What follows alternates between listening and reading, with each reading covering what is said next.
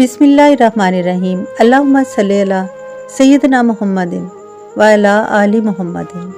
अज़ीज़ भाई बहनों, दुरूद शरीफ की फ़जीलत को गहराई में जाकर देखते हैं कि क्या ये मोजज़ाती दुआ बीमारी के इलाज में वाकई मदद कर सकती है।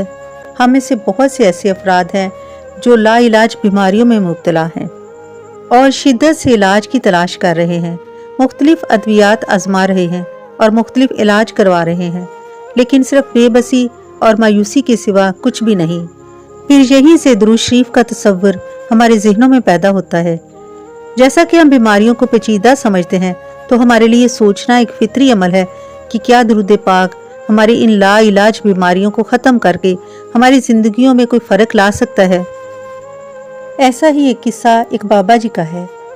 एक दिन बाबा जी को अचानक सीने में शदीद दर्द हुआ और इन्हें करीबी अस्पताल में ले जाया गया। डॉक्टर साहब ने कुछ टेस्ट करने के लिए लिख दिए। जब दूसरे दिन तमाम टेस्ट की रिपोर्ट आई तो डॉक्टर साहब सर जोड़कर बैठ गए। बाबा जी के दिल में 2 वॉल्व बंद थे और दूसरे वॉल्व भी बंद हो रहे थे। बाबा जी का फौरन ऑपरेशन करना पड़ेगा। अगर इस वक्त ऑपरेशन ना किया गया तो बाबा जी की जान को खतरा है।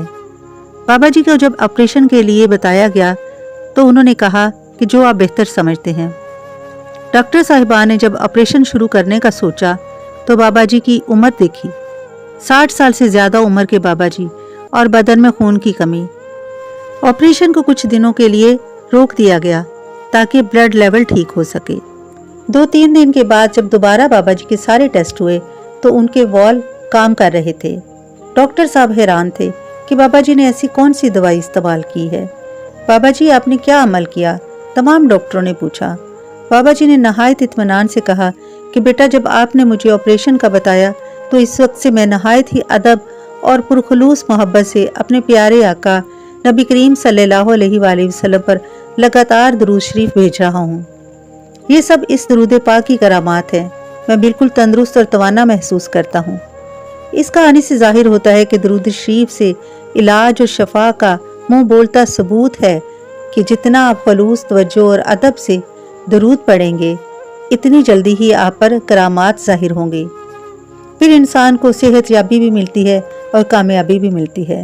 याद रखिए, मायूसी गुनाह है, नाउमीदी गुनाह है। अगर बीमारी से शफा की नीयत के लिए आप दुरूद पाक पढ़ेंगे तो आपको शिफा मिलेगी। अगर रिज़्क की नीयत के लिए आप दुरूद पाक पढ़ेंगे तो आपको रिज़्क मिलेगा। जिस भी नीयत के लिए आप दुरूद पाक पढ़ेंगे आपको वही चीज़ मयस्सर होगी। एक बार मेरे साथ दुरूद पाक पढ़िए। अल्लाहुम्मा सल्ली अला सय्यदना मुहम्मदिन व अला आलि सय्यदना मुहम्मदिन। आमीन या रब्बुल आलमीन।